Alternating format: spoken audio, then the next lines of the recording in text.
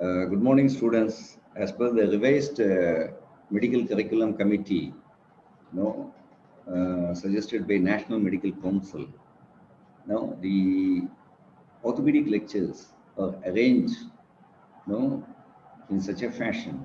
What are the things required of the students? Know about the musculoskeletal system and other systems influencing the musculoskeletal system. Therefore, the first lecture is on the description and discussion of the principles of pre-hospital care. One, casualty management of a trauma victim. Third one, principles of triage. Now, let us divide this into three parts, namely the principles of pre-hospital care. As you know, pre-hospital care means before the patient is handed over to the hospital care, that is called as principle pre-hospital care. Victims of accidents become patients receiving pre-hospital emergency care from highly trained professional personnel. See, there has been a lot of emphasis on how the mortality and morbidity of the injured patients can be reduced. The first and the foremost to do this work was the Red Cross Society, and especially the American Red Cross Society has improved upon its, execution of its duties. And then from that, emergency medical services system evolved. Therefore, the emergency medical services system felt that the first treatment should be given to any injured patient or any sick patient, a patient suffering from illness, from the site to the place where the definitive hospital care is given. Therefore, the concept from first treatment, no, that evolved from the concept of first aid. Previously, it was called as first aid. Therefore, whatever the unqualified people, untrained people can do it at the site of accident or the illness with whatever little knowledge they know, that was accepted as first aid. Now, the concept of first treatment has come. Then, of course, second part of the discussion is on the casualty management of a trauma victim. And the third one is we would like to know what is triage, because in the triage, in casualty room, you've got a triage area. Therefore, the pre-hospital care means provision of professional level care at the scene and en route to the hospital. Therefore, emergency medical services system reaches out to the patient, assuming responsibility for care at the emergency scene. Emergency medical services system, the American Heart Association has produced training materials and programs for cardiopulmonary resuscitation and basic life support. Cardiopulmonary resuscitation and emergency life support are directed at pre-hospital emergency care. The partners or the stakeholders in emergency medical service system could be following, because this emergency pre-hospital care has to be given to a wider population at various odd situations. Employees or volunteer members of public and private organizations having a responsibility of delivery of health services, lay persons like ambulance personnel, rescue squad workers, policemen, firemen, lifeguards, workers in first aid or health facilities of public buildings and industrial plants, attendants at sports events, civil defense workers, paramedic personnel, and employees of public or private health services. The aim of emergency medical services system is emergency care, short of that rendered by physicians or by paramedic personnel under their direct supervision. Ambulance personnel, previously they used to carry the person physically from the site of accident to the hospital through ambulance. Therefore, now they have been given the additional training. They have been converted to skilled personnel to look after these injured people, till such time they reach the hospital. Therefore, all the emergency care from the time they first see the victim through transportation and delivery to care of a physician. Therefore, now they've got more responsibilities. See, for example, in a village, a person gets drowned. In the well, the villagers collect there and they dive in and then rescue the person drowned, and then they give the first aid whatever they know. Therefore, that is called as first aid. But the first treatment to be rendered by these ambulance personnel these days, they will go and appraise the extent of first aid rendered by the local people. And then they will employ additional measures so that they can move the victim safely from that site to the hospital. Operate the vehicle safely and efficiently. Maintain communication between the scene of emergency, traffic authorities, dispatchers, and emergency departments. Render necessary additional care en route. Transmit records and reports to medical and other authorities. Ambulance personnel, those who are not ambulance personnel, but who are responsible for delivery of health services should ensure minimal care, whether they transfer responsible to the ambulance attendant or in his absence carry out the functions required of him. Therefore, the term ambulance assistant is replaced by emergency medical technician. Therefore, this emergency medical technician, we have got the site, that is then the emergency medical technician, ambulance, advanced, and then emergency medical technician, paramedics. Therefore, emergency medical services system offers basic, advanced, and continuing education programs to most providers of pre-hospital emergency care. Emergency medical services system is more than emergency medical technicians and emergency department personnel.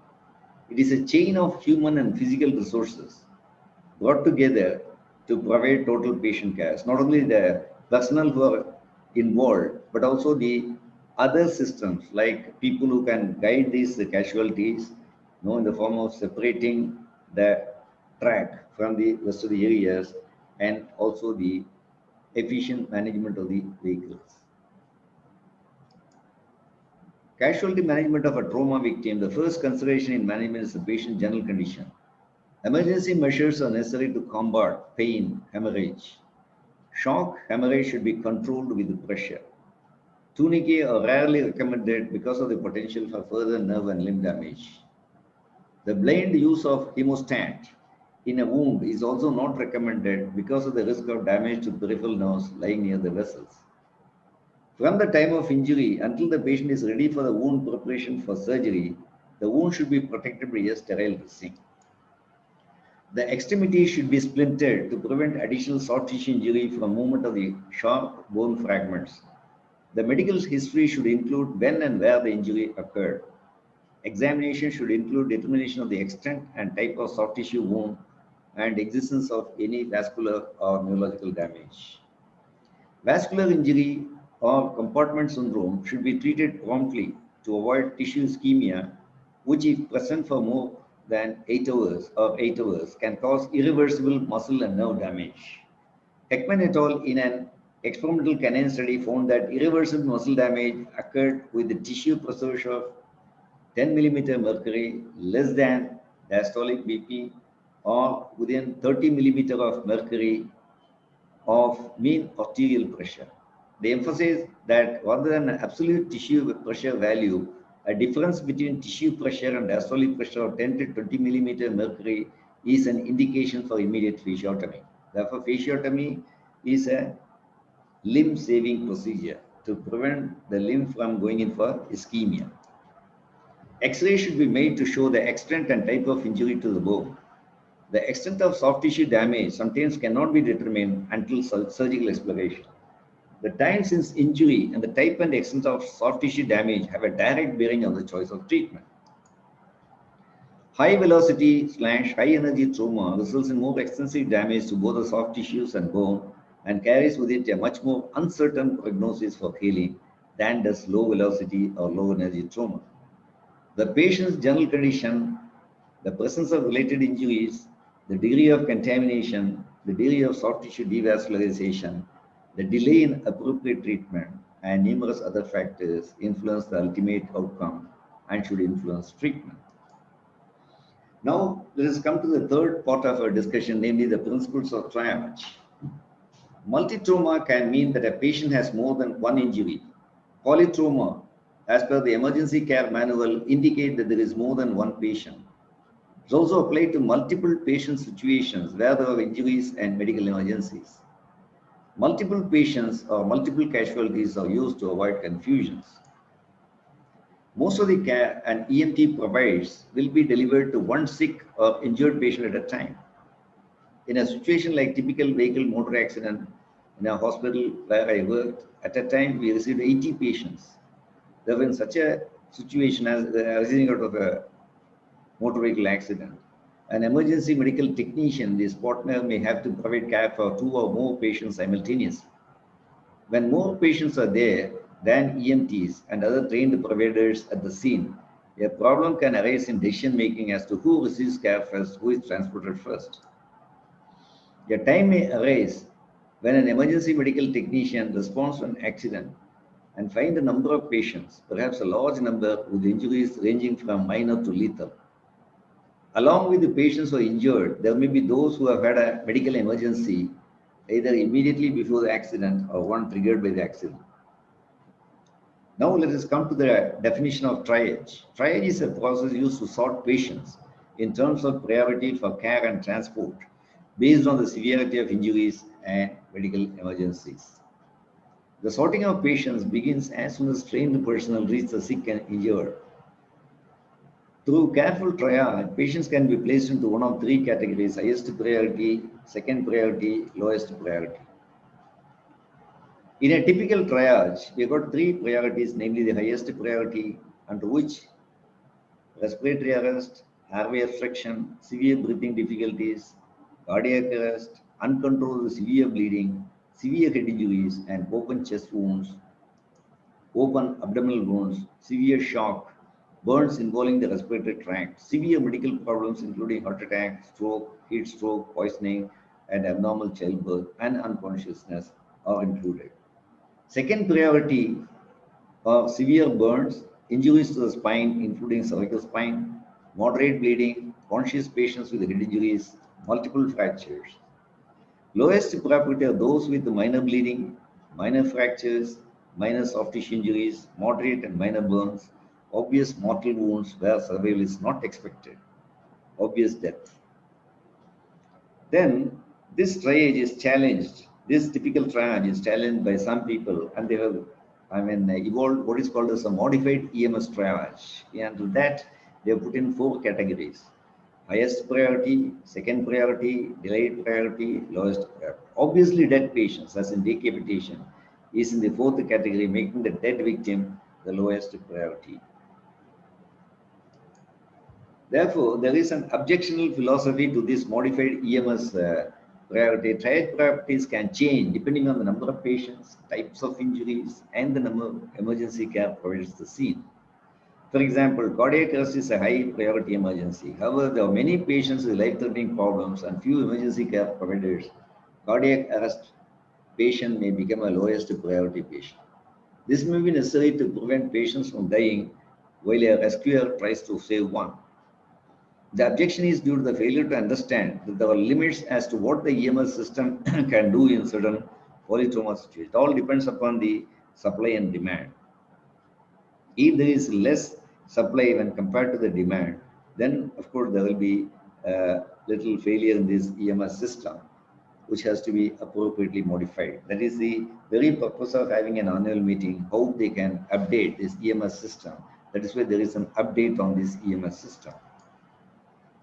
Then this triage, you've got the most important step, maybe the identification procedures. If there are adequate personnel for a polytrauma emergency, triage stops when you find a patient in respiratory arrest, severe respiratory distress, cardiac arrest, or with life-threatening bleeding that requires immediate care. If the first person you check is in respiratory arrest, you cannot go on to the next patient, planning to return when patient is completed. You must care for life-threatening emergencies as you find them.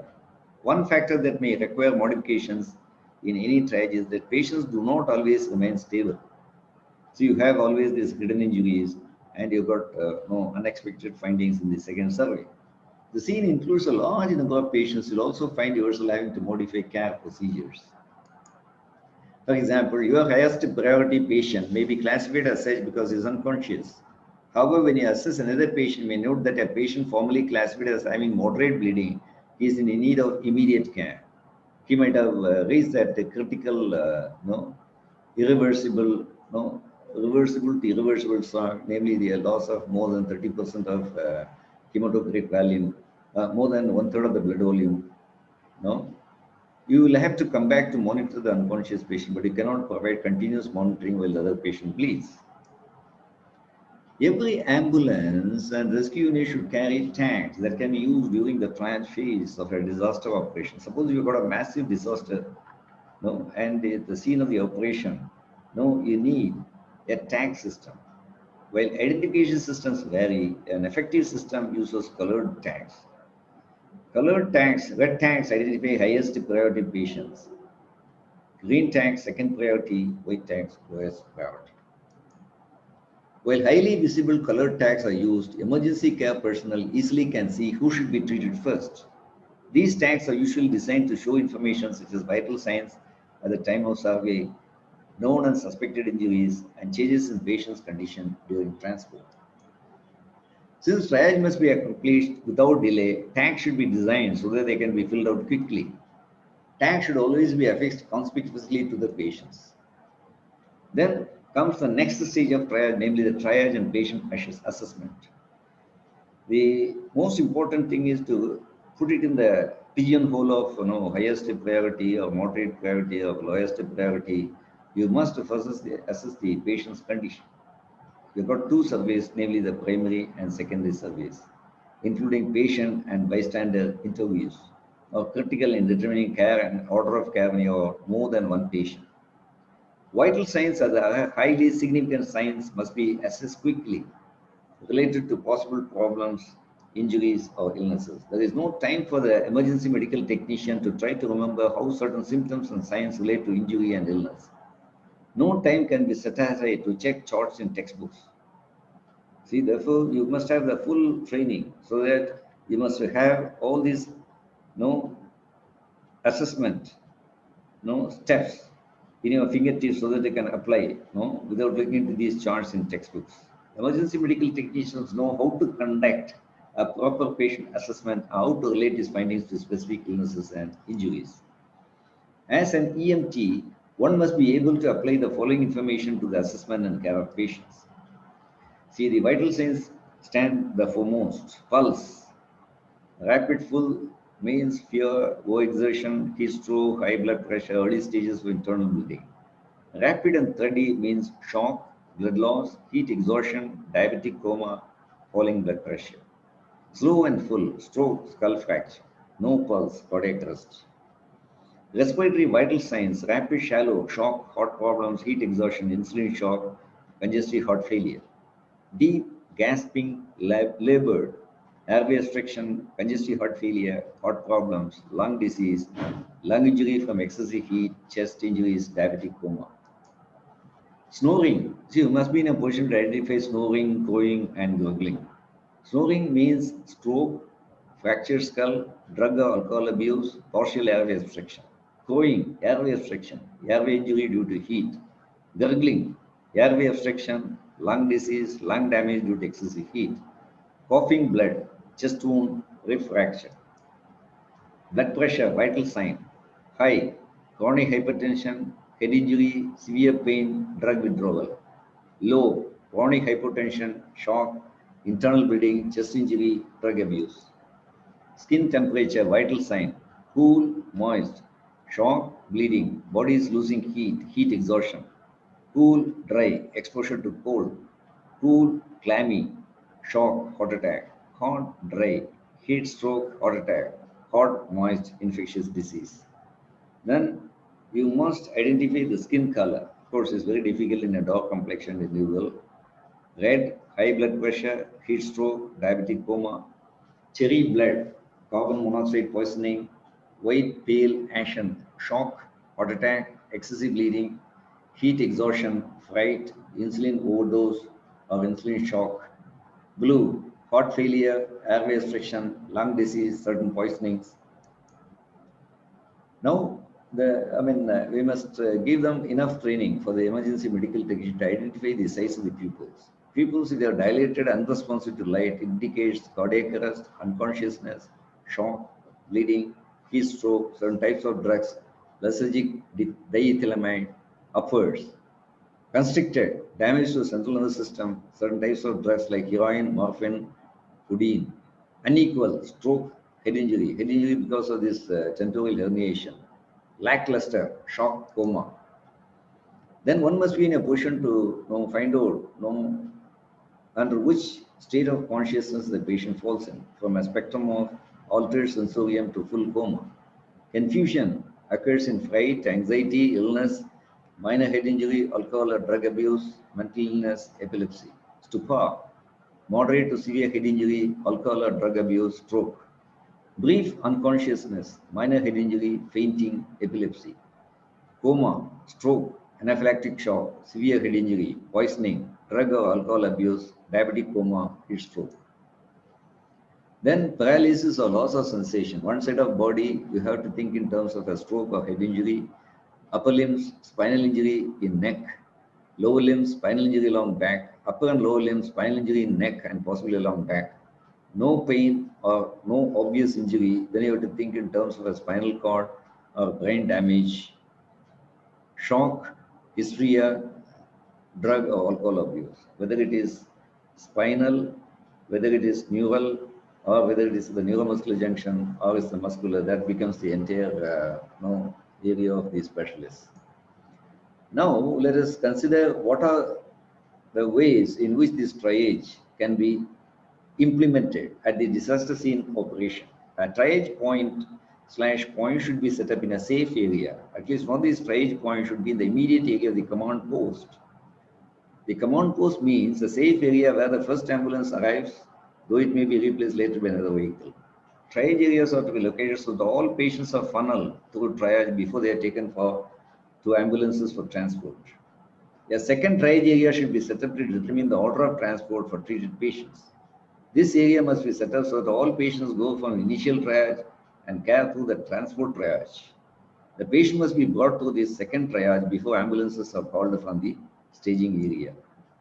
Therefore, now that we have understood how to act at the time of an accident, now what are the intricate points which are involved in assessment of the patients and providing first treatment, not first aid, to these patients, therefore, before the definitive treatment in the hospital, in the emergency room.